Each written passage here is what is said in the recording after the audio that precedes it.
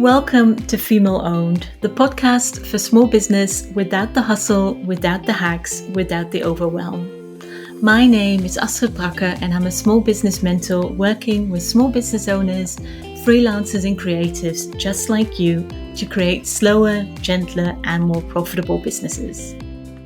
When I started my business and struggled with marketing, I thought I was the only one struggling. When I looked at the other small business owners I followed, they seemed to have it all together. They seamlessly shared on social media multiple times a week, were always on top of their newsletter, and shared how their marketing converted. They shared how their approach brought them new clients and customers quickly, while I had yet to book a single paying mentoring client. They didn't seem to struggle with overwhelm and comparison on social media. They didn't struggle with being consistent or showing up. They seemed to know what they were doing. I, on the other hand, felt increasingly lost and resentful. I felt truly excited about my new business and I couldn't wait to start mentoring people.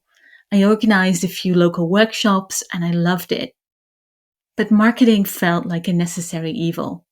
It felt like a secret that everyone but me had cracked. And trust me, I tried. I bought online courses on using Instagram successfully and making marketing plans. I listened to any business podcast I could get my hands on. I downloaded content calendars and marketing templates, and I created spreadsheets detailing my content buckets, channels, and when I'd be posting what. And I felt like I was throwing spaghetti at the wall. I felt like I was flailing, like what I did was never enough. Because not only did it lead to few results, it also made me feel bad.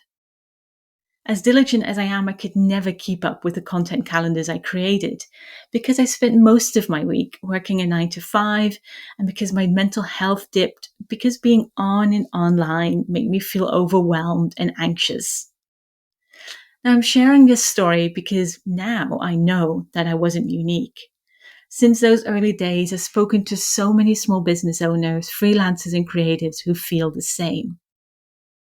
Some of them even tell me that because they don't like marketing or they don't know how to do it, they think they'll never have a successful business.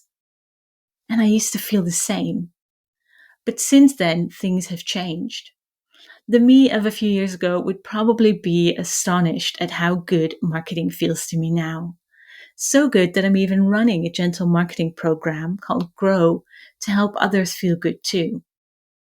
But it's not because I've turned into one of those marketing gurus who tells you that they've cracked the secret, and if you buy and follow their plan, untold successes await. Because really, I've not turned into one of those people. There probably is a secret. It's just not really a secret. The secret is you. The reason why the templates, plans, and content calendars didn't work for me is because they weren't suited to my life, my needs, and my mental and physical health. And it is very likely the same for you, that someone else's templates, plans, or rules don't work for you either. In 2021 and 2022, I got so fed up with marketing that I decided I might as well try a radically different way. My way. Because the rules I'd been following weren't working for me and they weren't bringing in the clients I needed anyway, so I figured I might as well change it up. Coupled with a hefty and prolonged dose of chronic depression, 2021 and 2022 were the years that I knew something had to change. And the only rule I've had for marketing since is that it needs to work for me. For me, that means that the way I market doesn't require me to be on. I don't use platforms that reward me for spending a lot of time on them. And I also don't use platforms where the algorithm only favors you and only shows your things when you post a lot. In fact, I don't use social media at all.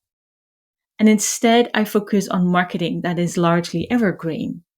And I get to do, and I focus and I emphasize the thing that I enjoy most, writing. Now, in order to make this kind of marketing work alongside living with chronic fatigue and recurring mental health issues, my marketing is pretty minimal and it all ties in with each other.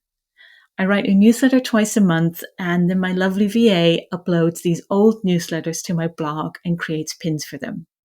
Sometimes I write guest posts or do guest interviews on podcasts. And if I want to scale up, I try something new, like this podcast. Now, for you, marketing that works might look similar, or it might look completely different. You might love social media. You might want to create a YouTube channel, or maybe you do best focusing on local marketing. Whatever it is, I can promise you that doing what works for you is really the best first step to take to make marketing truly feasible and successful for your business.